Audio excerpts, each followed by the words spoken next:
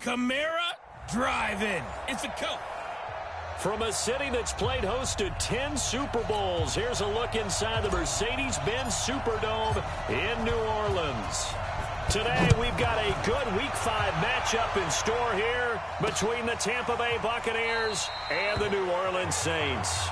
And no run back here. This will be a touchback, and it comes out to the 25-yard line.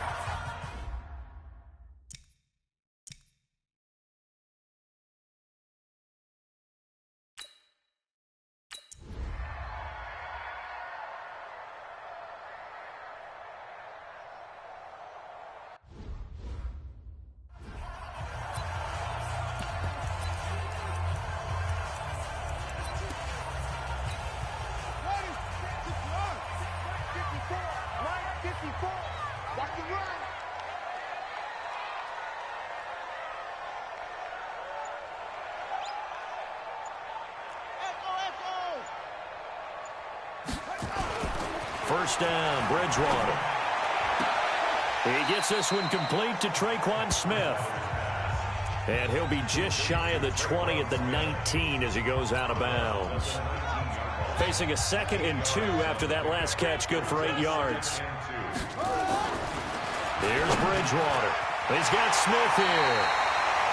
6 yards to pick up, and that's a first down. Defensively here, you're facing a top 5 team in terms of points scored in the NFL. So when they're that high powered, you've got to find a way to hold them under 20, because to me, that's the magic number.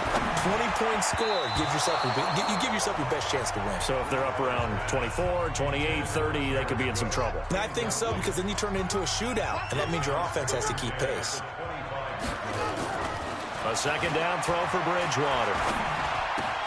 And it's hauled in by Jared Cook. Came up a little short on the last pass play. They did get 9 yards out of it, leaving him with his 3rd and 1. 45. Heavy on the edges, Watch the edge. Shoot! He's coming. Double up. Check. They'll throw again. Bridgewater. And he finds Cook. And he'll be out of bounds after getting this one across the 40. 7 yards there. Good enough to move the sticks. We've seen quite a bit of the short passing game here early on first quarter, haven't we? We have, and I think it works a couple of ways for this team because, number one, you throw the short game until they stop it. And if they're not going to stop it, you keep throwing it, and occasionally you'll break a tackle and turn it into a bigger gain. Also, if they start to creep up, start to pressure receivers, now you go over the top, take it deep, and now you get some of those big shots downfield. Throwing on first down, but this one winds up to be incomplete. Nice play there to force the incompletion, and to me, one thing's for sure.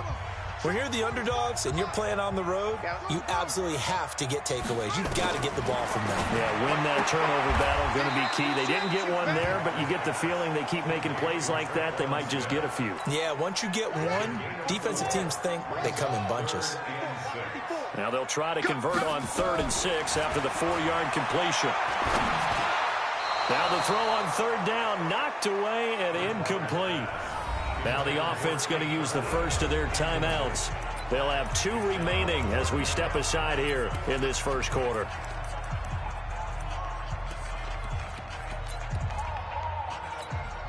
Oh, a big decision here early. Look at this. They're going to go for it on their own side of the field. They're indeed going for it. Bridgewater. This time for Smith. Then it's intercepted. Carlton Davis picks it. And to the 40-yard line, that's where the return stops. They told us repeatedly earlier in the week in our meetings, we need...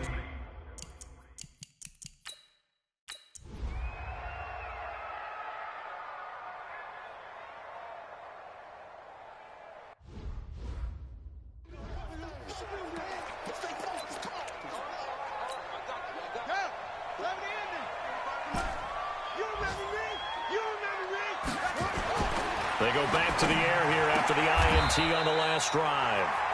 Ginn has it complete. 12 yards there, good for a Saints first down. This quarterback now 6 of 10 in this first half. He's got his guys a first down here. To throw is Bridgewater. And brought in by the tight end Cook. The completion good for 3, and it's second down. Well, they're unable to convert that into much, but it's never a bad idea to try to get the ball into a tight end of his caliber's hands and see what kind of disruption he can cause. This is caught by Ginn. The Saints first down there on a gain of 11. To win any route, you've got to break down the defender, and that's exactly what happened here on this really nicely executed curl route. The throw over the middle taken in. The Saints spent a third-round pick on Tre'Quan Smith out of UCF in 2018, and what a thrilling season for him. He was the guy that caught the pass from Drew Brees that moved him past Peyton Manning to become the all-time leading passer in NFL history. And this is going to lead to another first down as the tackle's made at the Bucs' 31-yard line. Well, they obviously red man covers their partner, and he got downfield, broke down the defender, made him What do you mean by that, Burke? Yeah, he made him think he was going to run a different route. Probably thought he was going to take it upfield, then he throws back inside for the completion. And inside the 20 before he's brought down. It'll be a Saints first down on a pickup of 13.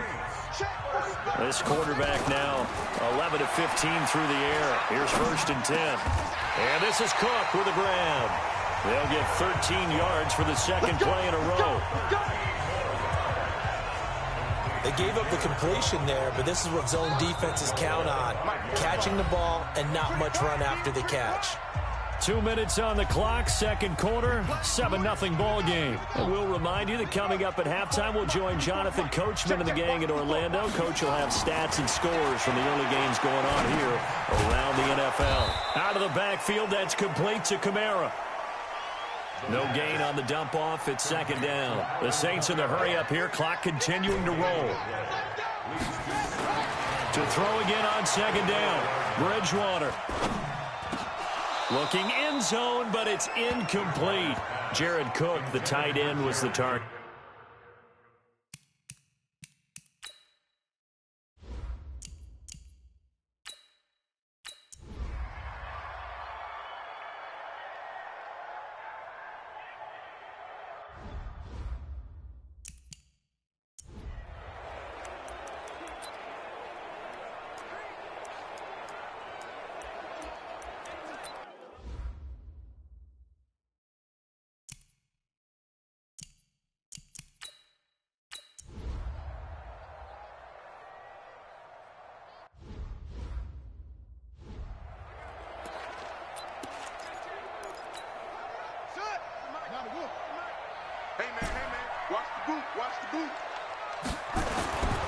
Final play of the half, Bridgewater.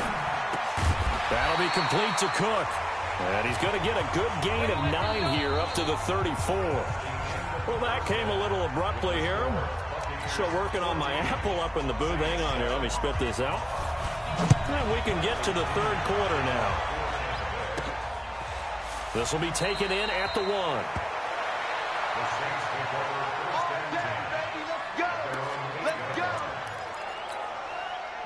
Getting set for their next drive, the New Orleans offense. They're down here, but very much in this game. What's the tonality of a coach's talk when a game is within striking distance like this at intermission?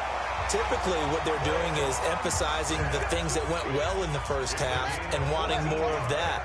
Sure, you've got to go over some of the errors and clean up some things because there's a reason you're down. But overall, I think they want to stay positive, stay up with this team. We're just starting the second half, and that's caught inside the 35. And they finally get him, but not before he reaches the 33-yard line.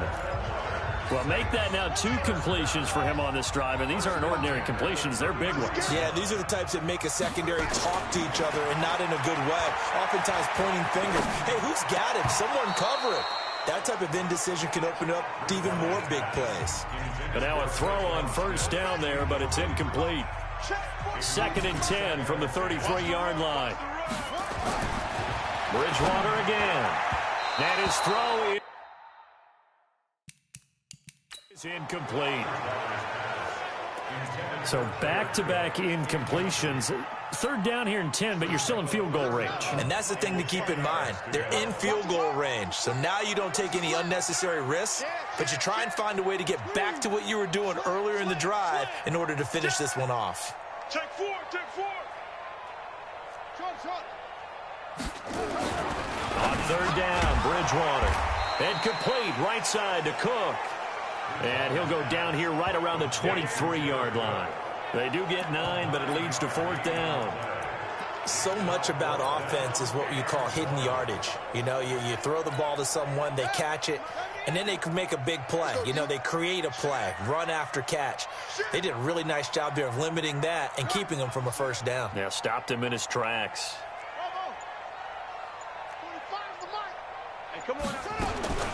Fourth down, they're going. Bridgewater. And my goodness, this is incomplete. The Saints' decision to go for it backfires. And the Buccaneers